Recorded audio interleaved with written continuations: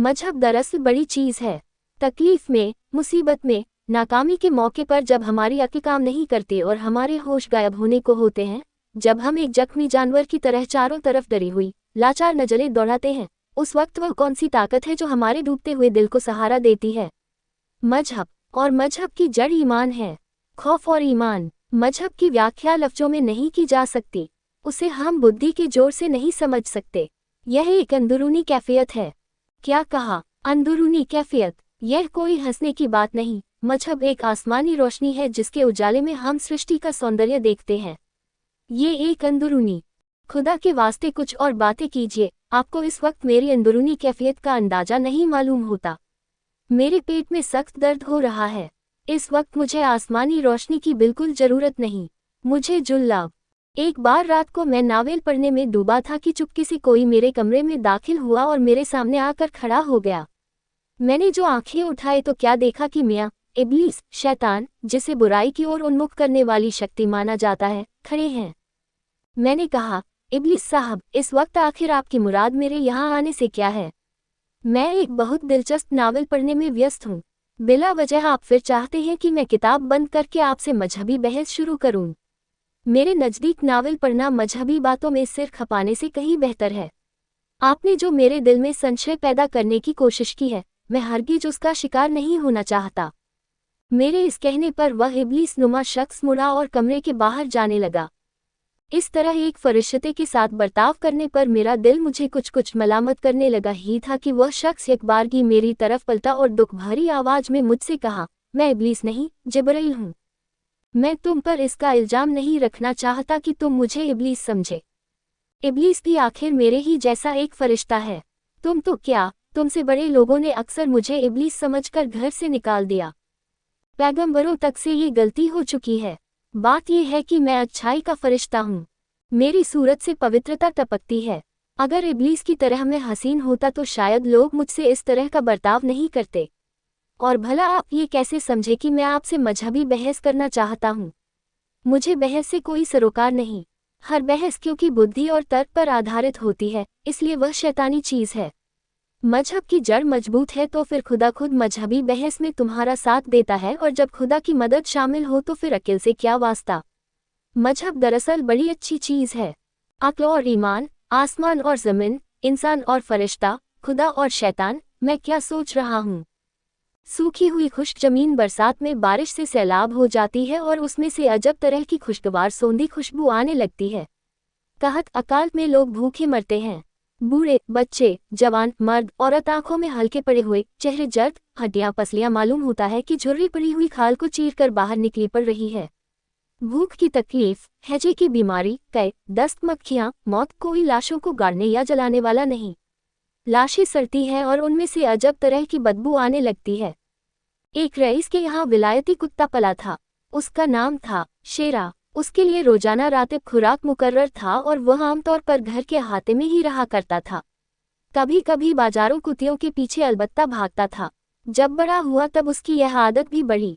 मोहल्ले में और जो दुबले पतले बाजारों कुत्ते थे वो शेरा को आता हुआ देखते तो अपनी कुत्तियों को छोड़कर भाग जाते और दूर से खड़े होकर शेरा पर भौंकते।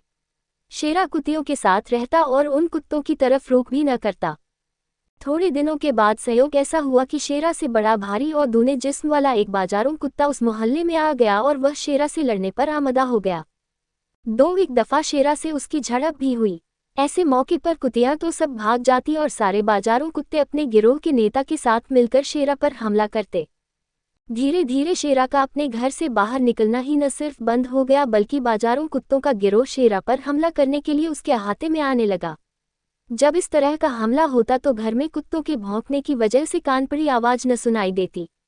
नौकर वगैरह जो करीब होते वो शेरा को छुड़ाने के लिए लपकते और बड़ी बड़ी मुश्किलों से शेरा को उसके दुश्मनों से बचाते। शेरा कई दफा जख्मी हुआ और अब घर के अंदर छिपा बैठा रहता। बाजारों कुत्तों की पूरी फतह हो गई। एक दिन एकदम सुबह शेरा अपने घर के हाथे में फिर रहा था कि बाहर वाले कुत्तों के गिरोह ने बड़े कुत्ते की अगुवाई में उस पर हमला किया। घर में सब सो रहे थे मगर गुल और शोर इतना हुआ कि लोग जाग उठे। रईस साहब जिनका कुत्ता था अंदर से बाहर निकल पड़े और इस हंगामे को देखकर अपनी बंदूक उठा लाए। उन्होंने बड़े बाजारों कुत्ते पर निशाना लगाकर फायर किया और उसका वही खात्मा हो गया। बाकी कुत्ते भाग गए। शेरा जख्मों से चूर अपने मालिक के कदमों पर लौटने लगा। कमीने, नीच बाजारों कुत्तों की कमर टूट गई। शरीफ, खानदानी विलायती कुत्ता सलामत रह गया और फिर उसी तरह मजे करने लगा। इंसानियत किसे कहते हैं? गोमती हजारों बरस से यूं ही बहती चली जा रही है। सैलाब आते हैं, आसपास की आबादी को मिटाकर दरिया फिर उसी रंग से आहिस्ता आहिस्ता बहने लगता है।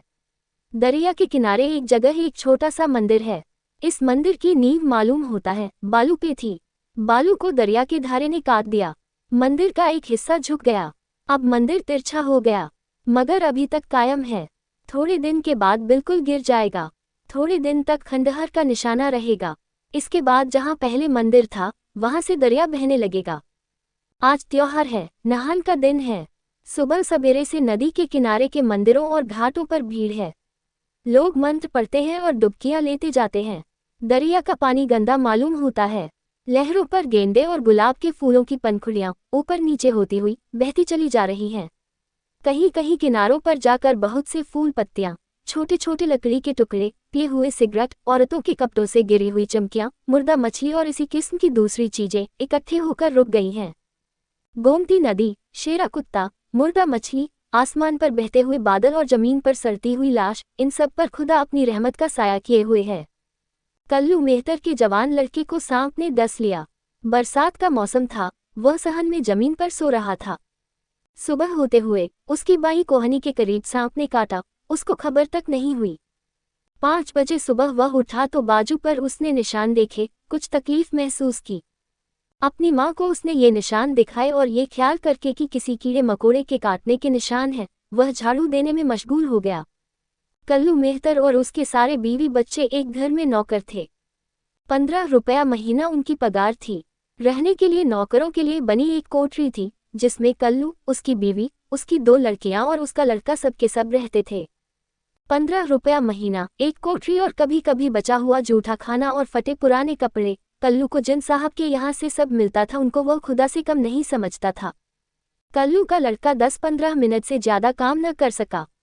उसका सर घूमने लगा और उसके बदन भर में सरसराहट महसूस होने लगी। 6 बजते बजते वह पलंग पर गिरकर एड़ियां रगड़ने लगा। उसके मुंह से फेन निकलने लगा, उसकी आंखें पथरा गईं। जहर उसकी रगों और खून में घुल चुका था और मौत ने उसे अपने निर्मम शिकंजे में जकड़ लिया।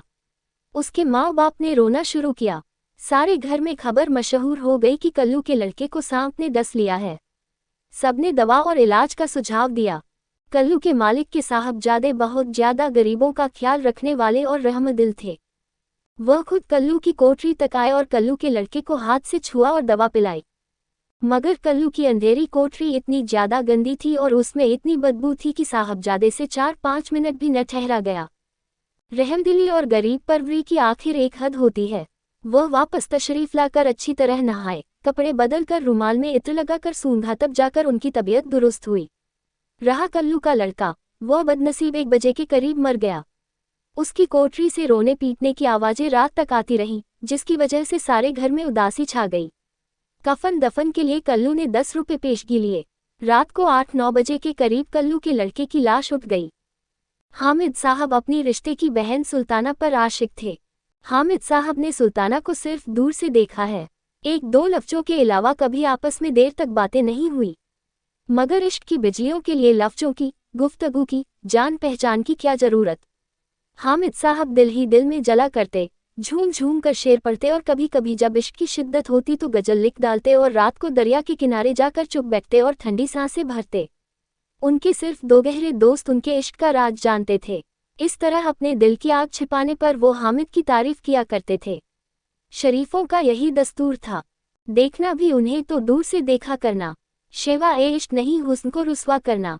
हामिद हफ्ते में 1 बार से ज्यादा शायद ही अपने चचा के घर जाते रहे हों, मगर जाने के 1 दिन पहले से उनकी बेचैनी की इंतहा न रहती।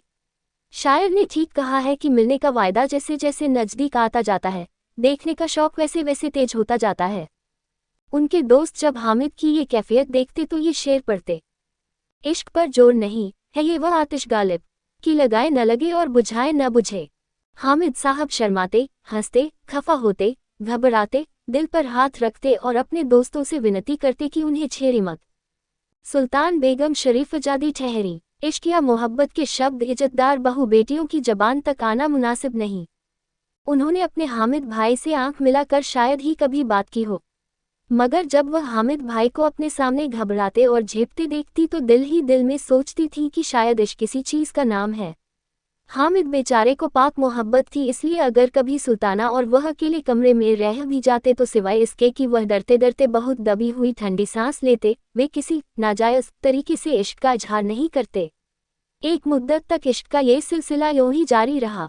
जब हामिद साहब की नौकरी हो गई तो उनके दिल में शादी का ख्याल आया। उनके माँ बाप को भी इसकी फिक्र हुई। सुल्ताना बेगम की अम्मी भी अपनी बच्ची के लिए वर की तलाश में थी।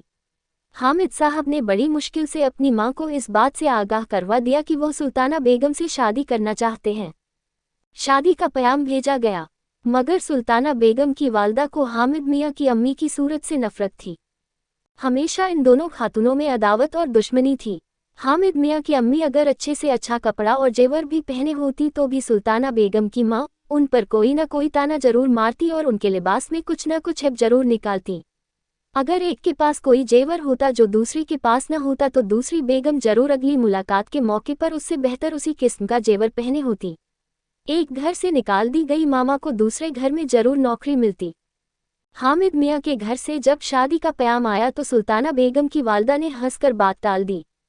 उन्होंने कोई साफ जवाब नहीं दिया। वह चारों तरफ नज़र दौड़ा रही थी और चाहती थी कि पहले सुल्ताना बेगम के लिए कोई वर ढूंढ ले, तब हामिद मियाँ की निस्बत से साफ साफ इनकार करें। हामिद मियाँ की माँ इन तरकीबों को खूब समझती थी, उनके गुस्से की कोई इंतहा न थी। जब खानदान में अच्छा खासा सही सालिम कमाता खाता सआदतमंद लड़का मौजूद हो तो सुल्ताना की घर से बाहर शादी करने के क्या मानी।